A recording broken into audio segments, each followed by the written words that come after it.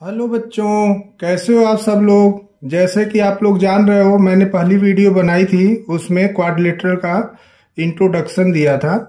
आज मैं कुछ बच्चों को पढ़ा रहा था, तो उसमें कुछ बच्चे मुझसे बोले कि सर कुछ प्रॉपर्टीज भी और सब क्वाड्रिलेटरल की बता दीजिए। तो मैं आप लोगों को आज क्वाड्रिलेटरल की प्रॉपर्टीज बता के फिर उसके कुछ एग्जाम्पल्स करवाऊंगा। सबसे पहले है प्रॉपर्टीज ऑफ रेक्टेंगल। यहां देख रहे हैं आप सब लोग, लिखा हुआ प्रॉपर्टीज ऑफ रेक्टेंगल। तो रेक्टेंगल होता क्या है? A rectangle is a parallelogram in which one angle is right angle. Rectangle parallelogram ही होता है जिसका एक एंगल राइट एंगल होता है। इसकी ये डिफिनीशन है। और इसकी प्रॉपर्टीज क्या है? A rectangle has all the properties of the parallelogram. Parallelogram की जितनी भी प्रॉपर्टीज होती हैं कि अपोजिट साइड्स इक्वल होती हैं, अपोजिट साइड्स पैरेलल होती हैं, वो प्रॉपर्टी यहां भी लागू होती है। रेक्टेंगल है 4 right angle and it's therefore is a equi angular. मतलब इसके सभी एंगल्स क्या होते हैं? 90 डिग्री के होते हैं। ठीक है। The diagonal of rectangle are equal. और इसके जो डायगोनल होते हैं वो आपस में इक्वल होते हैं। इसी तरह से है प्रॉपर्टीज ऑफ रोम्बस। अब रोम्बस क्या होता है? रोम्बस पैरेललोग्राम का कि जब एडजेसेंट साइड इक्वल हो जाती हैं तो रोम्बस बन जाता है। तो rhombus has all the properties of parallelogram. A rhombus has 4 equal sides and is therefore equilaterals. The diagonal of a rhombus are perpendicular bisector of each other. जैसे यहाँ फिगर मैंने बनाई है, तो अगर इसके डायगोनल को हम मिलाएं तो इसके डायगोनल क्या होते हैं? एक दूसरे को 90 डिग्री पे बाइसेक्ट करते हैं, तो इसको बोला जाता है perpendicular bisector. The diagonal of rhombus bisect each other. एक दूसरे को बाइसेक्ट भी करते हैं और 90 डिग्री पे कट करते हैं, तो इससे हो गया परपेंडिकुलर बाइसेक्ट। अब आगे है स्क्वायर की प्रॉपर्टी पढ़ेंगे। तो स्क्वायर की में क्या आप लोग जानते हैं? स्क्वायर की सभी साइड्स इक्वल होती हैं, सभी एंगल 90 डिग्री के होते हैं, और जितनी भी पैरेललोग्राम की प्रॉपर्टी होती है सब इसके अंदर आती है। स्क्वायर कैसे बनता है? ये रोम्बस से बनता है। जब रोम्बस का एक एंगल 90 हो जाता है तो स्क्वायर बन जाता है। फिर आगे है ट्रेपेजियम। जैसा कि फिगर आप लोग देख रहे हैं, इसमें 2 अपोजिट साइड्स क्या होती हैं? पैरेलल होती हैं, और 2 साइड्स जो होती है वो नॉन पैरेलल होती हैं। ठीक है। फिर आ गया काइट। काइट में क्या होता है? काइट में जो 4 साइड बनती है, तो उसमें ऊपर की जो 2 साइड है वो आपस में इक्वल होती हैं, और नीचे की 2 साइड आपस में इक्वल होती हैं। इसमें कोई पैरेलल नहीं होता है, इसलिए ट्रेपेजियम और काइट ये पैरेललोग्राम नहीं होते हैं। काइट की कुछ अपनी प्रॉपर्टीज होती हैं। The diagonal intersect at right angle. इसके जो डायगोनल्स हैं एक दूसरे को 90 डिग्री पे इंटरसेक्ट करते हैं।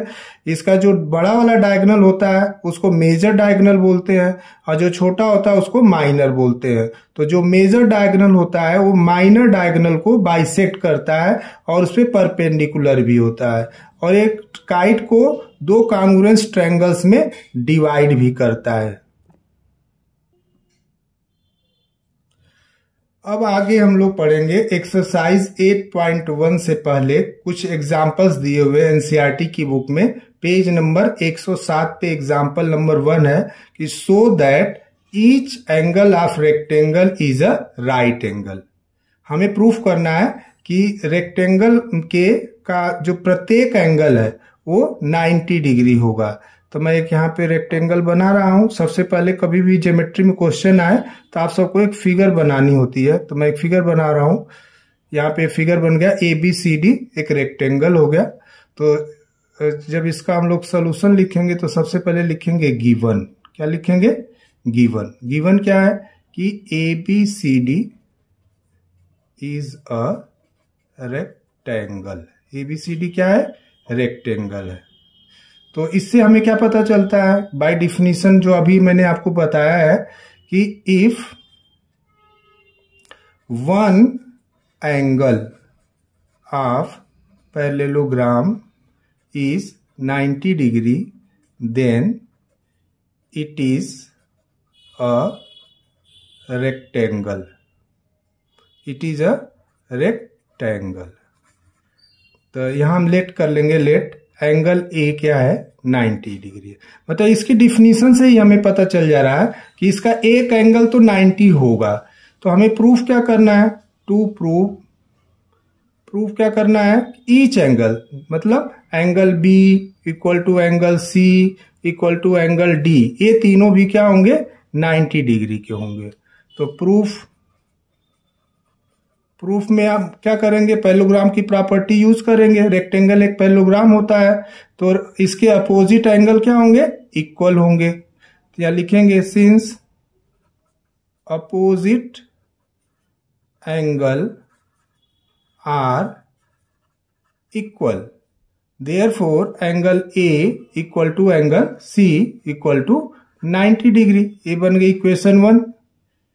अब लिखेंगे since angle A plus angle B equal to 180 degree. आप लोग पहले पढ़ चुके हैं को इंटीरियर की प्रॉपर्टी की, दो पैरेलल साइड को अगर एक ट्रांसवर्सल कट करता है तो उसके बीच में बने एंगल्स को हम कहते हैं को इंटीरियर एंगल। तो sum of co interior angle होता है 180 डिग्री। तो वहां से आ गया angle A plus angle B equal to 180 degree. Reason दे देंगे को इंटीरियर एंगल। अब यहां ए की वैल्यू पुट कर दो, ए की वैल्यू आ गई 90 प्लस बी इक्वल टू 180। ठीक है बच्चों, तो b इक्वल टू क्या आ जाएगा 180 माइनस 90, तो b इक्वल टू 90 डिग्री।